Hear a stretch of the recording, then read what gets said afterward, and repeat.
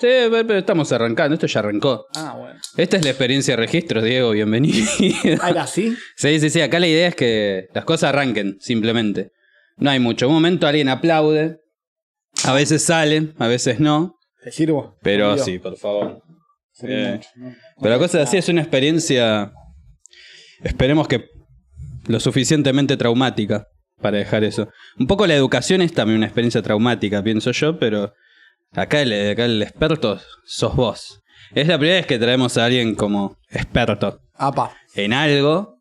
Y me gusta la educación también, que seas experto en educación, porque nos permite hablar un poco de actualidad, cosa que no hacemos nunca. Y eso que hacemos labor periodística, por más que no seamos periodistas. Nadie acá. Pero periodista se dice ser. Claro. No se hace, no se nace. No, claro. Te quiero preguntar un poco para arrancar, y hablando de actualidad, la típica, la básica, la que llama a cualquiera y pregunta a un especialista de educación. ¿Cómo ves que haya afectado la pandemia a la educación? Muy buena pregunta. Mirá, afectó mucho. La pandemia creo afectó a la sociedad, nos afectó a todos y todas. No es muy difícil de delimitar hasta dónde o hasta qué punto nos afectó. Creo que eso le vamos a sacar la ficha de acá un tiempo en adelante. Pero en particular hubo algunos velos que se corrieron y algunas nuevas conclusiones. Hace una concreta, voy. Hace mucho tiempo que se discute la virtualización de la educación. Hasta dónde van a seguir teniendo lugar en las sociedades actuales. Las instituciones educativas, con edificios, con roles establecidos. La escuela más o menos como la conocemos. La que conocemos de Sarmiento. De Sarmiento en adelante, para recortar y pensar en Argentina. Y había una tensión un poco de la mano del mercado y de otras modalidades de ofertas educativas de hasta dónde duraba eso y hasta dónde empezaba a ganar lugar lo que vimos en la pandemia, ¿no? La clase virtual, tanto asincrónica como sincrónica, y eso como sistema, no como excepción. Bueno, muchos de los que somos estudiantes, docentes, vivimos la pandemia. También como padres o madres podemos haber vivido la pandemia saturados de tanta pantalla y de algunas circunstancias que se hicieron del común, pero la verdad que llaman la atención y son para problematizar. Por ejemplo, salir corriendo del trabajo, en el viaje al trabajo, empezar una clase, ya sea de la escuela, ya sea de la universidad, de un terciario, ¿no? Como poco delimitado. En el colectivo, en el auto, empezar una clase. Terminar una reunión de trabajo en un Zoom y inmediatamente pasar, si no en simultáneo, y a mí me ha pasado la locura de estar con 2 celulares, alguien más seguro también, pero si no es en simultáneo, inmediatamente después. Entonces una de las conclusiones que comparto me parece es que se empieza a valorar tanto los espacios como los lugares específicamente escolares, que era algo que parecía intrínseco al acto educativo y que a partir de la pandemia quedó escindido, quedó separado. Pudimos ver que una cosa es la experiencia educativa de cualquier nivel y otra es el formato en el que se da, el lugar, el ámbito. El ámbito de las pantallas hacían que uno no pueda separar, por ejemplo, tanto los chicos como los adultos, las tareas domésticas. Entonces un adulto, supongamos estaba estudiando en la universidad en un terciario, tenía que atender a sus hijos gritando al lado y al mismo tiempo prestar atención a una clase. En una clase, si yo estoy en un aula de la facultad y entra una paloma y se electrocuta con el tubo de luz, por lo pronto es llamativo y anecdótico. Está interesante. Ha pasado, no es tan raro. O pasa algo en la puerta del lugar de donde está la clase, se para un camión y hace un montón de ruido, no se escucha nada. Todos estamos siendo parte de la misma situación y quizás el docente toma una decisión como, bueno, esperemos un minuto, voy a ver qué pasa, si hay ruido en la puerta, voy a pedir que hagan silencio. Bueno, eso es una situación compartida, es de lo común y lo común constituye la clase. Entonces, no es un contexto, no es lo que rodea la situación de enseñanza y aprendizaje, sino que constituye la situación de enseñanza y aprendizaje. Es como todos vivenciamos a la paloma palmando. Y lo compartimos, y eso es parte de la experiencia. En cambio, en la virtualidad, pasó tu viejo con calzones atrás. Y es tu problema, se te cortó la luz en tu casa, es tu problema, hay un ruido abrumador, el perro del vecino ladra a lo loco, y es tu problema, y no es de lo común, no es de lo compartido. Entonces, creo que de distinta manera empezamos o hay una nueva valoración social de los espacios. Y creo que la valoración social no es pareja. No lo digo por los medios de comunicación, no lo digo por la gente que quizás no está involucrada en temas educativos, lo digo por los estudiantes, los docentes, los padres o madres de hijes en edad escolar. Creo que sí valoran mucho más a partir de la pandemia los espacios específicamente escolares, la vida en la escuela, el tiempo para la escuela, el tiempo para enseñar, para aprender. O sea, creo que es uno de los temas, me parece, centrales. Eso también creo que pasó incluso en lo laboral, ¿no? De que de golpe aparezca esto de que te llaman a cualquier hora y demás. Y acá eso está bueno porque hay como una reivindicación de algo que ya estaba, que está súper cuestionado, como decís vos, y ahora reivindicarlo y decir, che, mira esto que viven cuestionando y tratando de sacárnoslo, no está tan bueno que nos lo saquen. Y sobre la tecnología puntualmente, que también es algo que digo que indefectiblemente apareció y que a mi visión está y quedó bastante instalado. ¿Qué transformación viste en ese sentido? La relación educación y tecnología. Mira, no tengo un dato cuantitativo. No, acá son verdades subjetivas. Son verdades subjetivas, relativas, impresiones, opiniones. Pero tengo la percepción de que el incremento de uso de las tecnologías de la información y la comunicación, todo lo que hacemos en los celulares, tablet, compu, notebook, compu de escritorio, smartphone de todo tipo, creo que aumentó en una proporcionalidad que no está tampoco muy medida y muy reconocida, ¿no? Yo un poco la preocupación que traigo acá para compartir al registro es que creo que las instituciones educativas, los y las docentes, las madres, los padres, no tenemos suficientemente problematizado el territorio de Internet y todo lo que sucede en Internet como un territorio, como una territorialidad distinta a la que reconocemos en la calle, a la que reconocemos cuando estamos en nuestra casa, a la que reconocemos cuando estamos en la escuela o en la plaza. Y a veces parece algo que ocurre y que no importa para la vida real, sí, real entre comillas. Claro, pero no. Entonces el primer planteo que podría hacer, o por lo menos desde mi posición, es Internet y todo lo que sucede a través de estas plataformas de soporte de las tecnologías de la información y la comunicación son un lugar, son un sitio. Y como todo sitio, implica tener atenciones, reconocer virtudes. Entonces en la plaza puedo tomar aire fresco, seguramente encerrado en el baño de mi casa no, pero también tienen características, tienen problemas, ¿no? Y tienen situaciones que hay que atender, hay que reconocer como problemática y hay que desentrañar qué tipo de problemas, qué conclusiones tenemos para sacar y bueno, qué cuidados, qué atenciones implica también sacar como conclusión. Entonces Internet de alguna manera creo que está primero poco problematizado. Y después está el consumo en sí de la pantalla, el formato de la pantalla, que en los pibes se incrementó muchísimo, un poco a causa de la pandemia. Entonces, si uno es adulto estudiante, por ejemplo, le encajaba el celular al IGE para que esté atento, o mientras lavaba los platos, o tantas horas compartidas en una casa. Bueno, yo creo que todas las niñeces, o la gran mayoría de las niñeces, aumentaron el consumo de pantalla, tanto viendo un video, un material audiovisual, como jugando un jueguito. Todos aumentaron el consumo de pantalla, los adultos y los niños. Y esto está poco problematizado. En principio yo planteo algo, ¿no? En cualquier clase social de la Argentina se sabe, y en cualquier lugar de la Argentina creo que sabemos, que si a un niño o niña de, supongamos, 3, 4 años, le damos una botella de 2,25 litros de Coca-Cola y un bloque de kilo de esos que queremos comprar, que algún día cuando sea millonario me compraré. Hermoso. Se lo damos, se lo come en un par de horas, le va a doler la panza, se va a descomponer. Y si después de pasar por esa situación al otro día hacemos lo mismo, bueno, el problema se va a agudizar, y si al otro día hacemos lo mismo, probablemente termine en un problema, por ejemplo, de hígado, de algún problema físico gastroenterológico. Bueno, con Internet me parece no estamos problematizando cuánto es suficiente, cuánto de más y cuánto empieza a ser dañino. Que un poco con la tele estaba en su momento, ¿no? Como una cosa así, como problemática, como mandato, como super yo que aparecía ahí la voz de la mamá, del papá.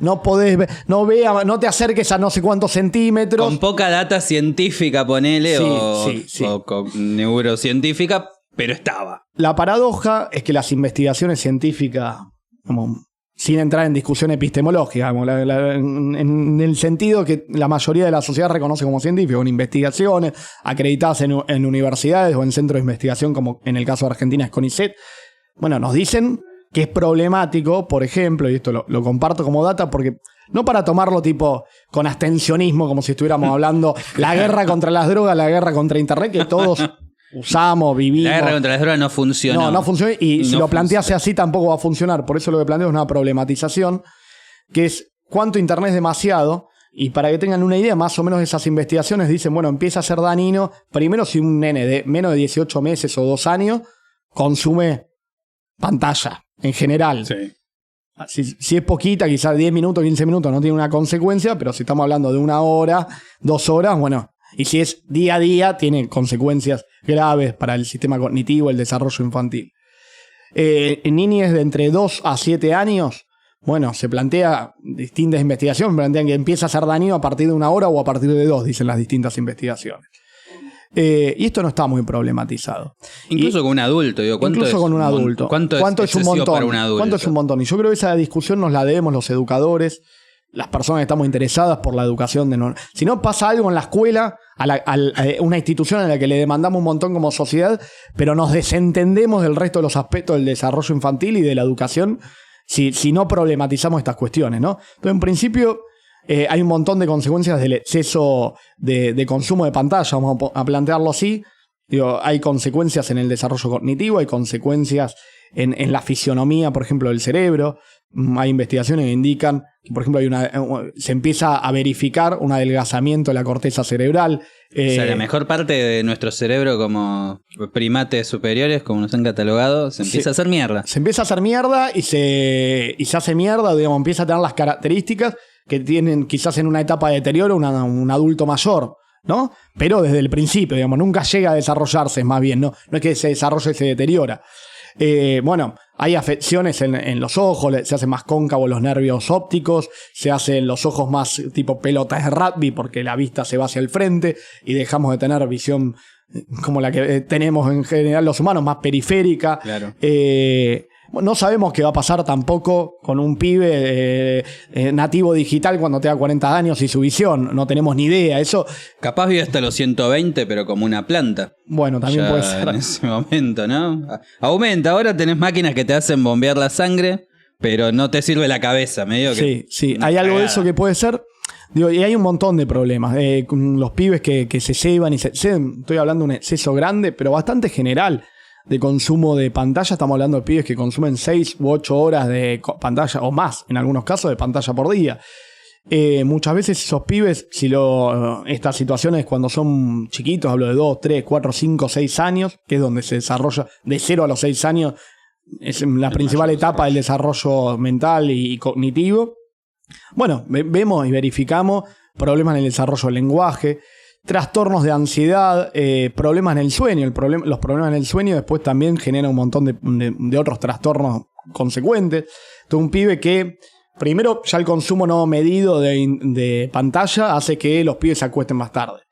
Entonces, también se empieza a problematizar que ese tiempo que está ocupado en la pantalla, no solo por estar en la pantalla en sí, ¿a qué se lo estamos quitando? Entonces, se lo estamos quitando a un montón de interacción posible con otros miembros de la familia, con otros niños del barrio, de la comunidad. Se lo estamos quitando al tiempo de descanso. Entonces un pibe también que se acuesta a la 1 de la mañana, cebado por un jueguito. Después es otra etapa para analizar el contenido de esos jueguitos o el contenido de esa propuesta en los medios audiovisuales que se pueden encontrar en internet. Tema aparte, pero cebado por ese contenido, se va a acostar, bueno, tarda más en llegar al sueño profundo, al sueño que realmente implica descanso y reordenamiento del aparato cognitivo. El REM, Lucid My Religion. Entonces, tiene muchas consecuencias y no todas están medidas. Lo que sí, todas las investigaciones verifican esa afección. Entonces lo que llama la atención es porque a veces se divulgan investigaciones que no tienen mucho gollete y te la ponen por todos lados, bueno, y estas no son parte de la agenda, claramente, porque tiene una implicancia comercial y porque para mí es para alarmarse, alertarse, y ya digo, no para prohibirle la pantalla a los pibes y decirle, no, va 1 hora y le das un cachetazo a tu hijo porque no. Aparte el pibe no tiene la culpa. No, claro. No cacheten a sus hijos. No, la verdad que yo tengo una niña de 6 años, cumplió hace poquitos días, y siento que cuando le doy la pantalla la lobotomizo, cuando Digo, bueno, voy a lobotomizar a la niña. Uy, toqué el micrófono. Le doy un rato de pantalla. Para el énfasis. Pero la propuesta es problematizarlo, saber que hay un problema ahí. Si un día tuve un problema de cualquier tipo, me siento mal y no puedo convivir, no puedo garantizar ese cuidado atento, el juego compartido y un montón de cuestiones que uno puede hacer con sus hijos, por ejemplo. Bueno, le doy pantalla, pero el otro día me acuerdo que el día anterior tuvo 8 horas de pantalla y no puede ser el día siguiente de la misma manera y el siguiente de la misma manera. Es que me parece que también hay algo de todo el sistema, de cómo se van configurando las cuestiones, que como padre, como criador, ponele, no criador de nutrias, sino de niñes, termina llevándote a eso, que también aparece un montón de complejidades del propio capitalismo y la sociedad cada vez más frenética en la que estamos, que quizás te lleven a eso. Total. Que está bueno, obvio, siempre hacerlo capaz como pensando, ¿no? Con cierta conciencia, como decir, le enchufé el celular antes, bueno, ahora vamos a pintarlo, vamos a hacer otra cosa. Mirá, vos decís lo de los consumos, ¿no? Y yo hacía el ejemplo de la comida. También se comprueba que hay repercusiones en la alimentación, porque las publicidades, el contenido está orientado para que los pibes coman comida totalmente nociva para su salud, ¿no? Y no es una pavada que inviertan tanto en publicidad, ¿no? No, y está clarísimo. Sería rarísimo. Pero vos hablás del capitalismo y la relación con este modo de vida, y hay una propuesta de vida para los chicos y chicas, que es esta, tener un consumo desmedido. Y son clientes también. Es cliente. Y por ejemplo, esto cómo repercute en el desarrollo del lenguaje, ¿no? Hay diferentes teorías de cómo se desarrolla el lenguaje. A mí me gusta bastante una de un sabio, este término que mucho... Sabio. Que poco por ejemplo... Poco se habla de los sabios. Poco académico. En la academia no aparece la idea de sabio, ni de sabiduría, ni de sabia. La rechazan. Nunca se rechaza y sin embargo está presente en todas las civilizaciones.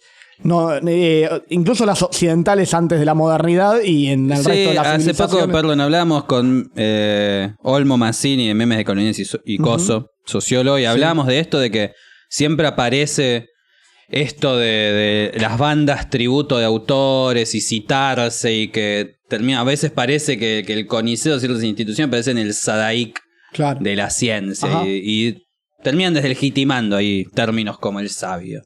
¿Y en qué sabio te estás referenciando? Mira, primero tiro esta, ya que salió el tema. Dale. Creo que hay que recuperar la idea de que hay que no todos valen lo mismo y que hay referentes culturales para saltar y para observar y para tomar como ejemplo, ¿no? Y ahí sería una larga lista, cada uno, mi propuesta sería que cada uno haga su lista de sabios y de sabias. No quiero meterme en esa camisa de 11 balas. Pero creo que hay que la sociedad tiene que recuperar esa noción de que, principalmente en sus adultos mayores, en sus viejes, hay sabiduría, no en todos por igual, y que cada uno tiene que ver con otra observación esa generación, pues estamos parte también del modelo de vida, es un cortoplacismo en el que, bueno, si uno puede planificar más o menos lo que hace en enero, estamos hablando de uno es un gran estratega y está a cargo de su propia vida. Y la verdad que en esa se puede ir la misma vida, ¿no? Entonces reconocer que la vida es finita, que la vida social también hay que pensarla más allá del año que viene, ¿no? Que hay que proyectar más a largo aliento. Y por ejemplo con esto de la educación también es central. Si pensamos la educación es en principio formar a las generaciones más jóvenes para adaptarse, para contribuir y para construir en una sociedad hacia el futuro, en el presente y hacia el futuro.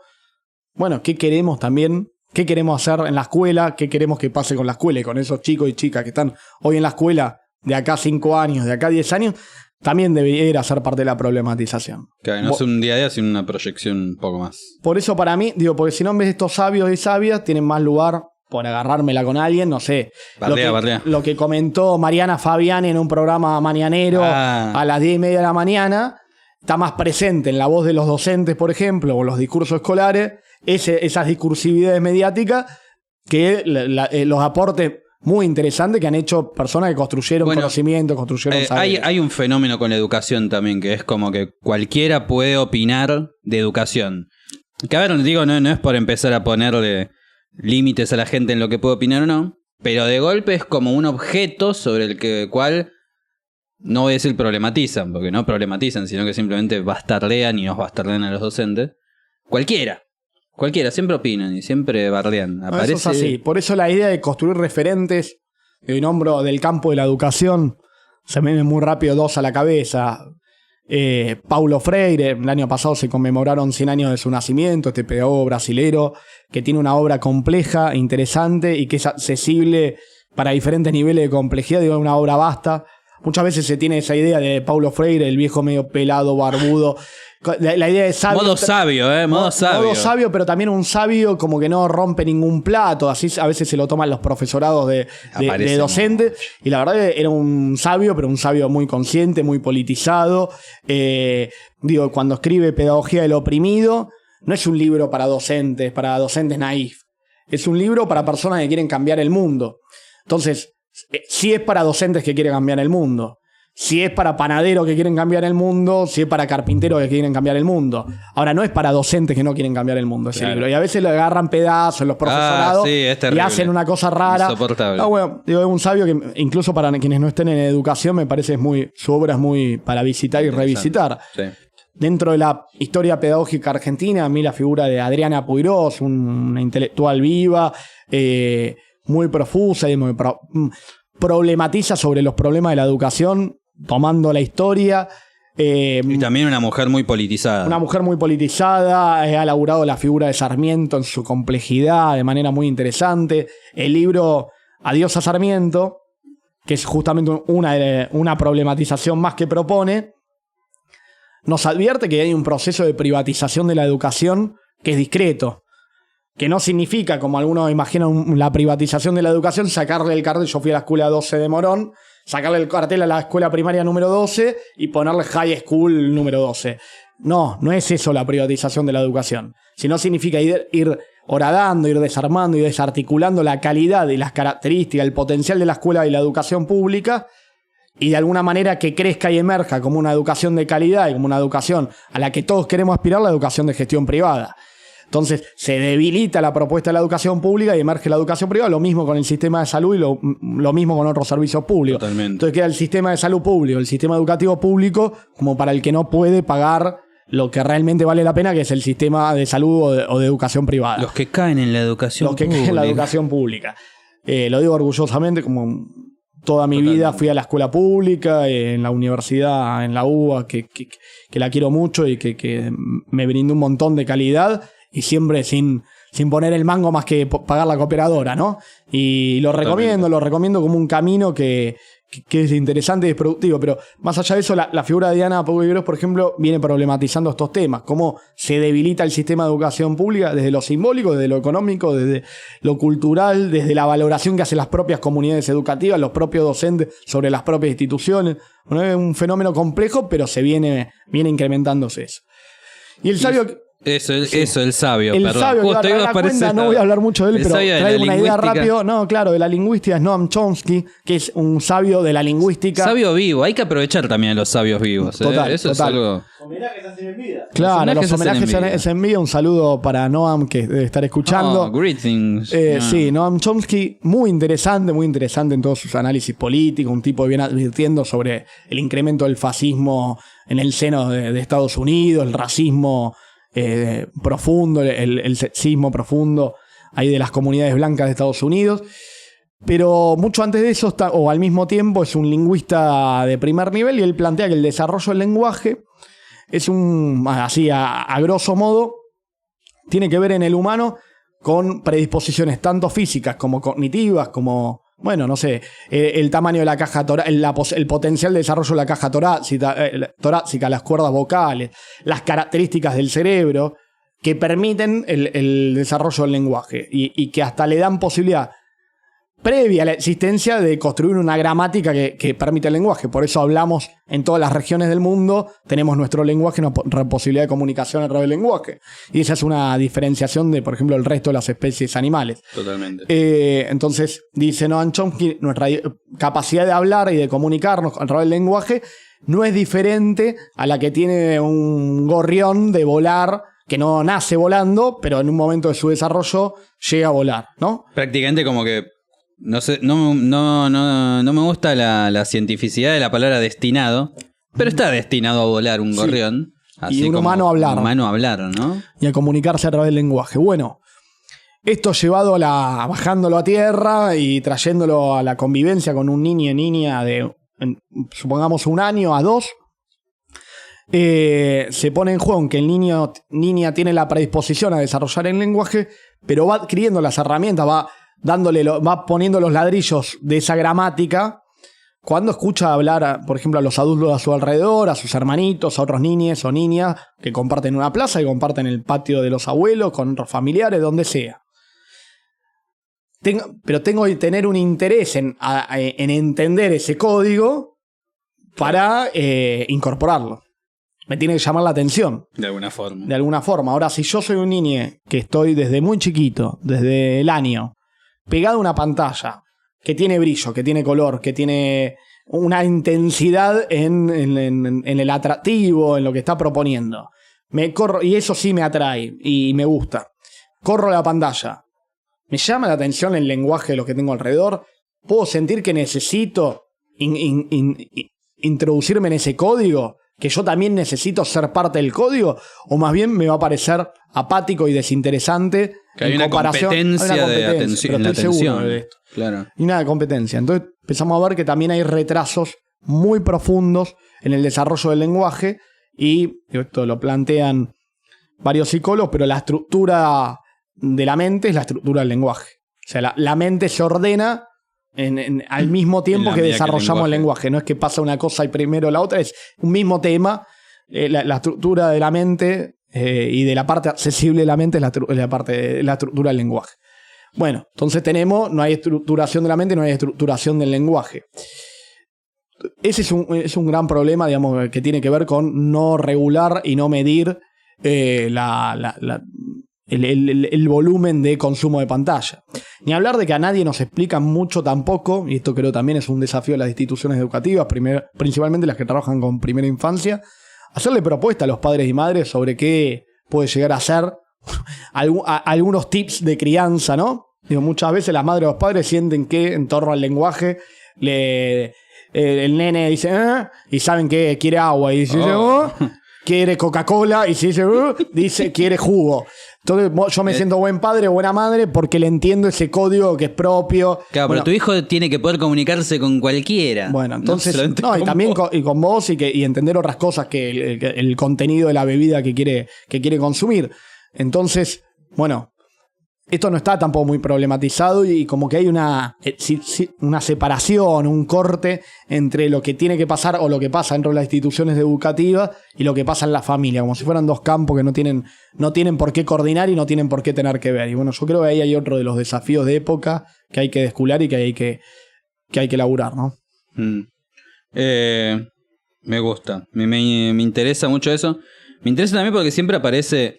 Ahí acabas de unir desde otro lado, sobre el cual se suele hablar, de esto de la familia como primer garante de la educación, que incluso, si no me equivoco, está como en la ley nacional de educación, la familia como unidad. Sí, viene de la 1420. Viene de la 1420, obvio, es algo que quedó ahí. Bueno, a veces queda, a veces son cuestiones políticas que, bueno, quedan ahí. Y siempre aparece esto de no te metas con mis hijos. ¿Viste? Son míos. Son míos. Cuando se problematiza sobre la ESI. Y en realidad quizás no se trate de no te metas con mis hijos, sino, bueno, metete vos también en la educación, o nosotros nos metemos con vos, ¿no? Como que hay algo ahí de la educación como ordenador, puede ser también de la familia, o de meterse más integralmente. Pero bueno, quiero ir para otro lado igual. A ver. Quiero ir para otro lado. Hoy es 27 de octubre, estamos filmando el 27 de octubre. Esperemos que salga... temprano, pero capaz sale un 31 de diciembre, nunca se sabe. Por eso tanto Néstor también, ¿no? Este es el registro más ideológico. Y hay otro significante que se me viene mucho en octubre y que desde chico, que es como que te taladra la cabeza. Acá en registro tenemos una interna sobre el Halloween Shop. A mí me divierte mucho. Pero bueno, eso, el Halloween. Mirá. Hay una interna. ¿Qué fecha es Halloween? 31 de octubre. Estamos en estos días. Estamos a 4 días y pienso en los medios de comunicación, pienso en todo, en la educación, en la pantalla, en todo eso que aparece. que tanto en Yanquilandia y obviamente nosotros por importación pasiva u opresiva de parte de Estados Unidos, se nos aparece constantemente, es como algo que arranca el 1 de octubre y es Halloween, el significante que copa absolutamente todo tipo de consumo. ¿Ves alguna relación entre todo esto que venimos charlando y el Halloween o esa estética? Wow, está para pensarlo. Mirá, yo te dije cuando estaba hablando del consumo desmedido de pantallas y la falta de problematización, que tema aparte del contenido, ¿no? Tema aparte del contenido. Es que, te soy sincero, a mí hay muchas cosas que me son simpáticas. Te digo, así como Por supuesto. Billy y Mandy, por decir un dibujito que me acuerdo de más chico. Que me parece re lindo, ¿viste? La calavera, y es como algo de... Pero sin embargo, no sé, también uno duda cuando tanto te lo intentan meter en la cabeza. Está buena la duda. Mira, esa es la propuesta, la línea que yo les comparto desde una perspectiva sobre la educación y los temas educativos, es eso, es problematizar, es la duda. La duda ya, con la duda estamos bastante bien. Una duda que habilite, no una duda para quedarme duditativo, relativista y decir, no sé nada, entonces tampoco concluyo no nada. No me comprometo con nada. No, sino una duda que movilice, sacar conclusiones y a lo sumo tomar decisiones conscientes, situadas y con involucramiento, ¿no? Mirá, yo te decía el tema del contenido. Del contenido yo veo más problemático hoy de lo que están consumiendo las pibas y los pibes sub 12 años o de 13 años para abajo hoy en día. Por un lado veo un contenido que creo que tiene un potencial muy destructivo y muy complejo, que es el contenido, no sé cómo caracterizarlo bien. Spooky, contenido spooky. No sé qué es eso, pero el contenido de miedo. No, sí, aparte, digamos, te dejo esto de Halloween como el segundo ejemplo, o el miedo y el género del terror como el segundo ejemplo. El contenido que tiene que ver con un poco la idea, la gramática, te uso esta palabra de nuevo, que sería el formato, la estética, los condimentos que a veces no son identificables uno por uno, sino es todo un conjunto, en el que hay vidas, y por ejemplo en una serie, en un dibujito, en una película, hay pibes y pibas que son exitosos, que son el modelo de éxito, que tienen la mejor pilcha, que tienen cuerpos hegemónicos.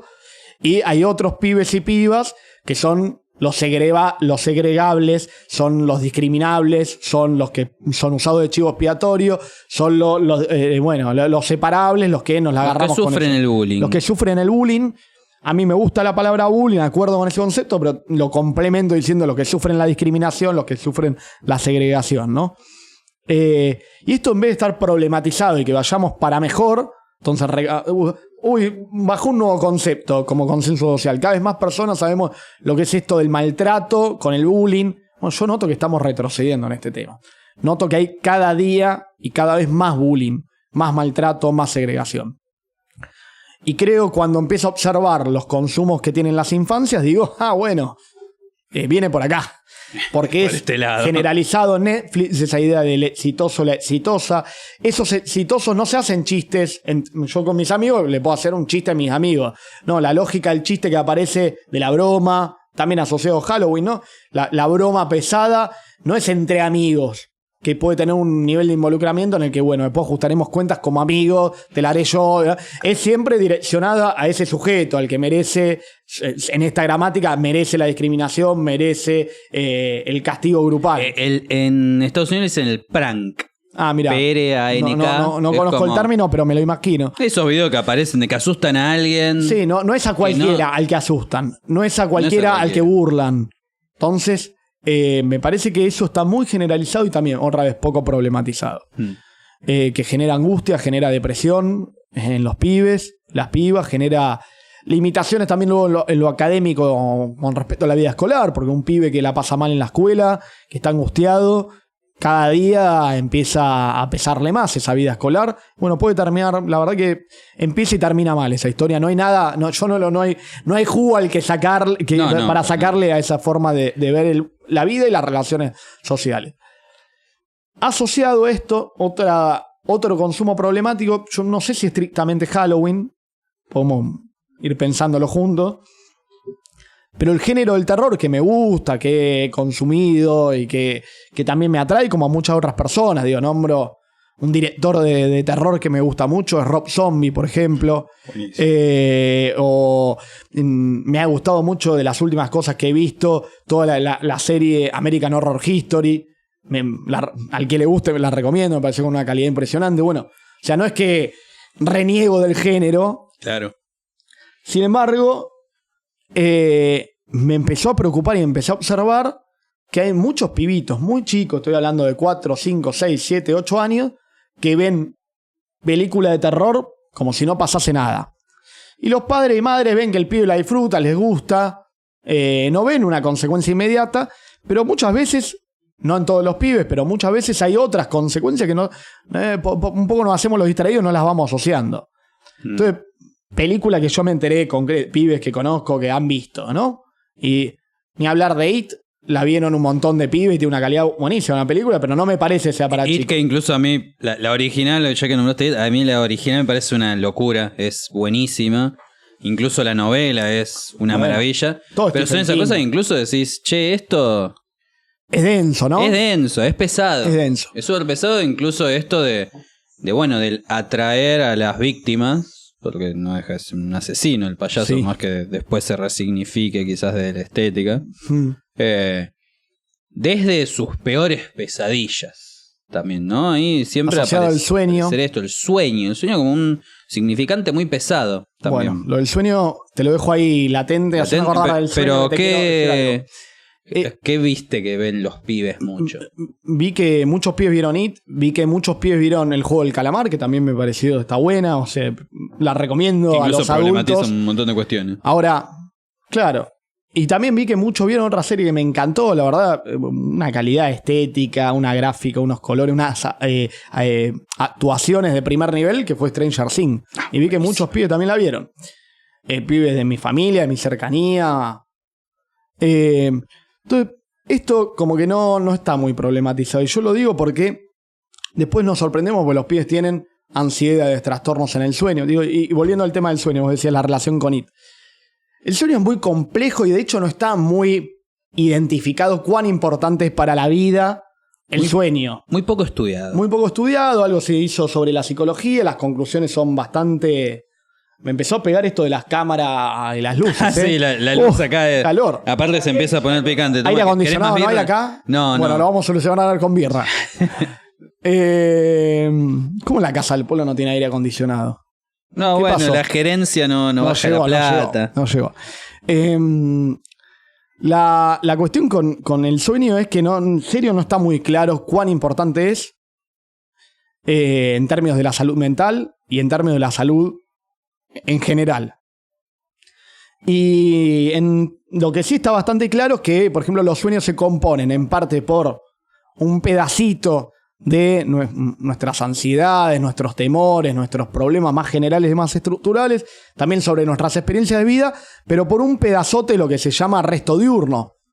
El resto diurno serían los pedazos de imágenes y de sentidos, de colores, de estéticas, de símbolos y de personas que nos cruzamos durante el día, durante los últimos días.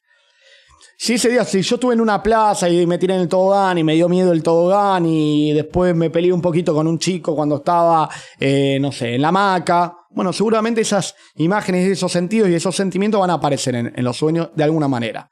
Que luego se recuerde o no es otro tema.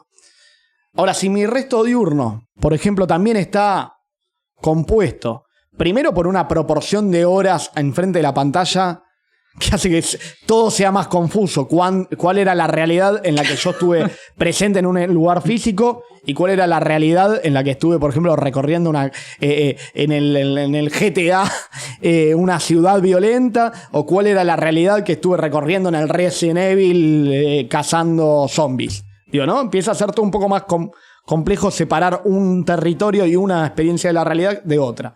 Pero además... No sé, usando las películas, que era lo que estábamos hablando del género del terror. La mayoría de los pibes nuestros y nosotros mismos, por suerte, no hemos presenciado masacres. Sin embargo, vemos en esas películas unas masacres descarnadas, concretas, desmedidas. Bueno, ¿Qué pasa cuando a ese pibe se le mezclan esas ansiedades que puede tener propias de su edad y propias de su experiencia de vida y se mezclan con esos restos diurnos? Bueno, yo creo que ahí hay algo también para problematizar y en principio ahí sí, soy más directo. Estoy bastante seguro que no es recomendable que un pibe de 4, 5, 6, hasta 8, 9 años mínimo, pueda ver ese contenido generado del terror, que no por nada, no como un mandato al que nadie le importa, tienen una sugerencia de edad. No se resuelve con que esté el adulto ahí, más si el adulto luego no hace ninguna problematización de el eso adulto que está no está viendo. en los sueños, lo dijo Freddy Krueger. Bueno. Voy a atacarlos donde ustedes no están. Bueno, que es en muy los bueno. sueños. Que era la película que a mí más terror me daba, que vi de chico. Sí. Mira, no me acordé de Freddy, pero le tuve miedo años a Freddy. Mira, y totalmente. Y el adulto también, incluso en la experiencia diurna, al lado de la tele, en general tampoco problematiza mucho. Lo toman a la gracia. A mi hijo le gusta el género del terror, es de Boca y le gusta jugar a los muñecos.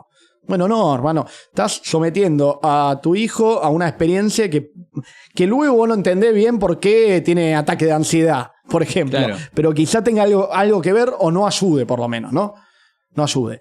Entonces, eso me parece que está poco problematizado, poco puesto arriba de la mesa. Y con Halloween, particularmente, me parece primero que es la misma advertencia, ¿no? Después que en Estados Unidos me parece que los adultos, no los niños, tenemos que hacer una exploración de qué implicancias tiene en Estados Unidos mismo, algún contacto que tenemos por allá. Nos dice que también se dan situaciones muy complicadas, que está esto que nos muestran en las películas de los chicos que se disfrazan, visitan a los vecinos pidiendo una golosina o haciendo un chiste. Ahora, en la adolescencia, en esa experiencia de burlar al otro, se dan situaciones complejas, se dan masacres, se dan experiencias más allá de las espiritualidades que cada uno pueda compartir o no, que son del palo oscurista, matar animalitos, y que la gran mayoría de la sociedad reconoce y quiere a los animales domésticos. Escondan a sus gatos negros, aparece una consigna en esta época incluso. Sí, bueno, yo adopté falleció hace poco mi perra, y adopté 2 perritas en una de estas páginas de adopción de cachorros, de rescatistas, que me la trajeron. La verdad que una experiencia bárbara en cómo se manejó la gente, las preguntas que me hicieron para poder hacer la adopción. Me pareció que hablaban del respeto a estos animales. Pero inmediatamente, justo empezó el mes de octubre, por todos lados empezaron a poner en esos ámbitos, guarda con donar perro, gato negro o blanco, pues los usan. Y efectivamente estuve averiguando, los usan para sacrificios, para movidas que son bastante perturbadoras. Entonces hay oscurismo asociado. Cuando estamos desde el feminismo reivindicando la brujería, no es esa brujería, digamos. Claro. Está para discutirlo, pero no es esa brujería la yankee, a la Halloween. Esa es la experiencia, digamos, más morbosa, perturbadora. Y no tiene que ver con esa otra reivindicación, quizás de esas brujas que lucharon contra la Inquisición, que se fueron hacia los bosques, se juntaron, se reunían, vivían otra experiencia de sexualidad y de vida comunitaria o también individual, luchando de alguna manera o escapando a la impronta social y cultural de lo que fue la Inquisición en Europa. No es esa la experiencia norteamericana. Es una experiencia, es más bien la experiencia inquisitoria transformada en rituales. Los que mataron el resto. Sí, viene más bien por ahí. Tiene más que ver con el Ku Klux Klan, tiene más que ver con otras experiencias. Y bueno, no está muy bueno, la verdad. Creo que no está muy bueno. Y creo que otra vez no está muy problematizado.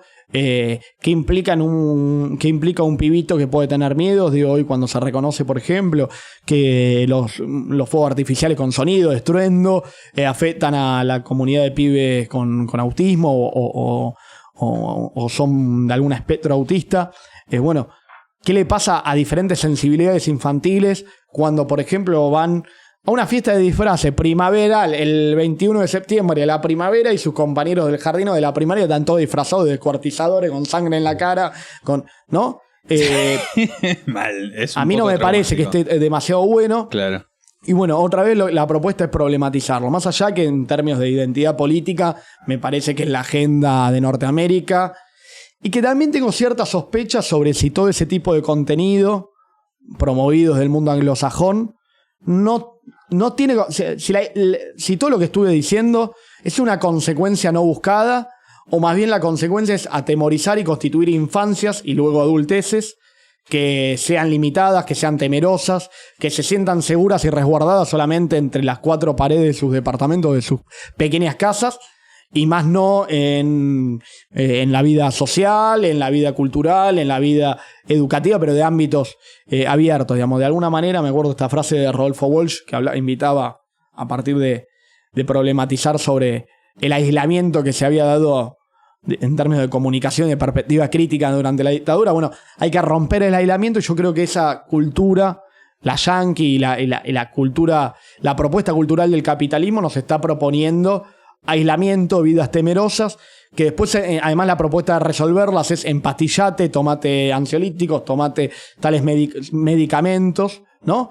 Es resolver desde ahí, y bueno, ahí vamos teniendo una vida limitada y después nos sorprendemos porque tenemos una vida de mierda, porque nos sorprendemos de un la montón salud mental, por de la gran afluencia de problemas de salud mental, y yo creo que todas estas cuestiones que venimos hablando son condimentos al deterioro de la salud mental. Bueno, Diego, se me ocurre un montón de cosas para seguir charlando, pero ya vamos casi una hora, me parece. Sí. Así que es momento de ir cerrando. Bueno.